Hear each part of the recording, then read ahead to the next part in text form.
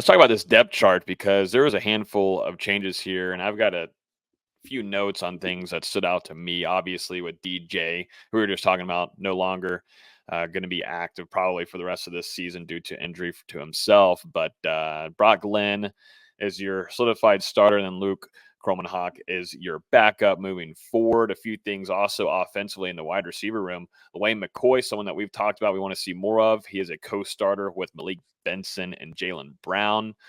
On the other side there, you've got Hakeem Williams holding down a solidified solo start there over Kentron. And now we've got Elijah Moore too as well in that mix.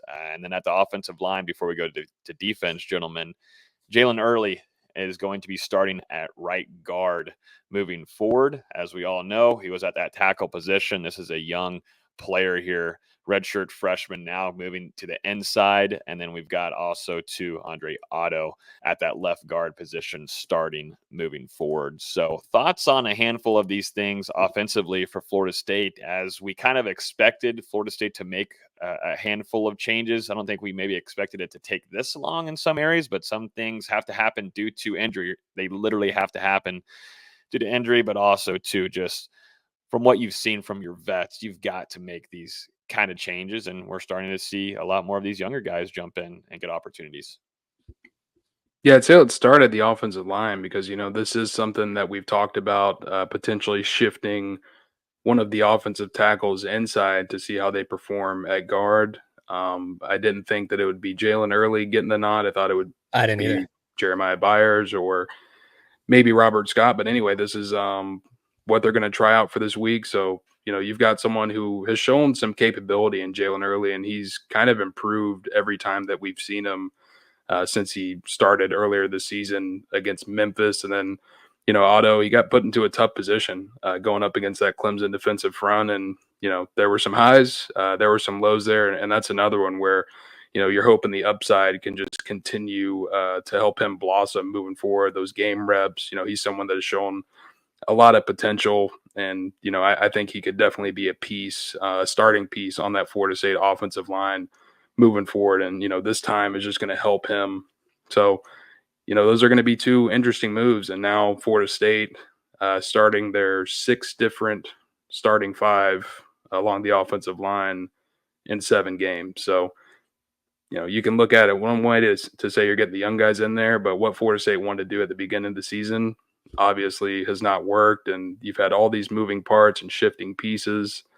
It's really hard to establish continuity, chemistry when you're just moving so many pieces around so often. Yeah, like you said, I was surprised to see Early move inside of all this group of tackles that haven't played that well, but Early was arguably their best tackle so far this season. So to see him shift inside was pretty surprising, especially leaving Jeremiah Byers out there on the right side. We'll see if it makes any improvements. We'll talk about it once we get to the Duke preview, but they're allowing 151 rushing yards per game, but that's kind of inflated by some of the teams they've played. I don't expect Florida State to get anywhere near that number based on what we've seen so far. And I don't know if this really makes a difference, even if Early's been arguably their best run blocker outside of Richie Leonard.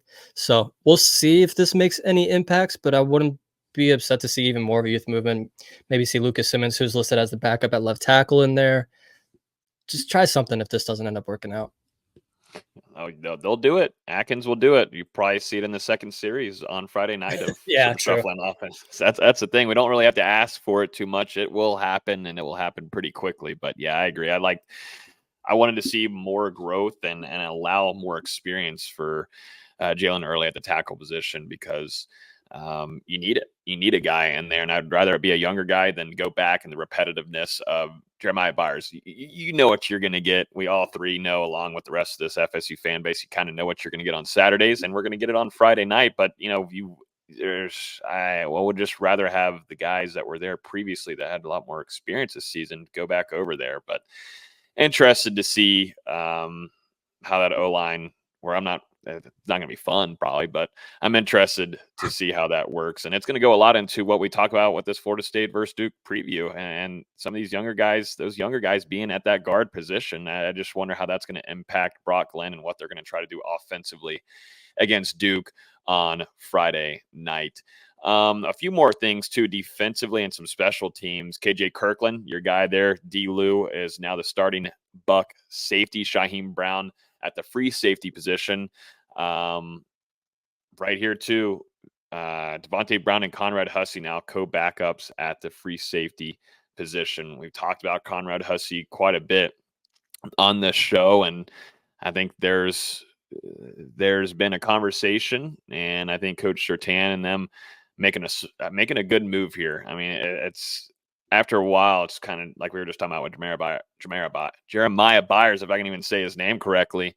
The repetitiveness of things on Conrad Hussey's side of making these silly mistakes and just some certain things that are just mentally not there.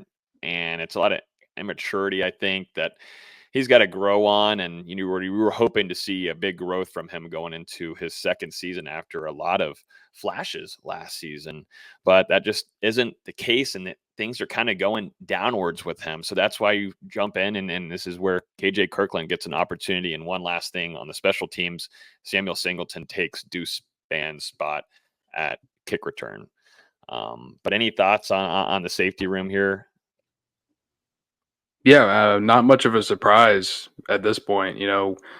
We talked about it in the spring. We talked about in the preseason with Conrad Hussey, the boom or bust potential that he kind of brings to this defense. And you've had a lot more busts than booms at this point. He's definitely taken a step back from how he performed a season ago, but he also had some better players around him in that secondary last season. I wonder if that kind of shielded him a little bit. You're seeing a lot of breakdowns kind of at all levels, not just with the safeties, but the cornerbacks have had issues at times. The linebackers obviously aren't providing very much in pass coverage, so the whole unit is kind of breaking down there.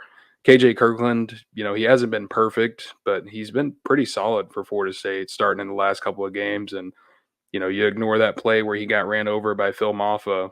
Other than that, I feel like he's played good football for FSU. And only a redshirt freshman was kind of held back by injuries in 2023, but you're starting to see some of that potential, and especially with that frame, 6'4", around that 225-pound mark, he definitely is going to be a piece for the future. Yeah, I'll be honest. I don't even think Hussey deserves to be in the depth chart right now. He has been so bad. His effort has been so lacking. Poor tackling angles, poor coverage angles, not wanting to give any effort whatsoever. He just, if he doesn't want to be out there, he shouldn't really be playing. And maybe he won't, given how low he is on the depth chart, but he's just been pitiful so far this year. There's no really other way to put it.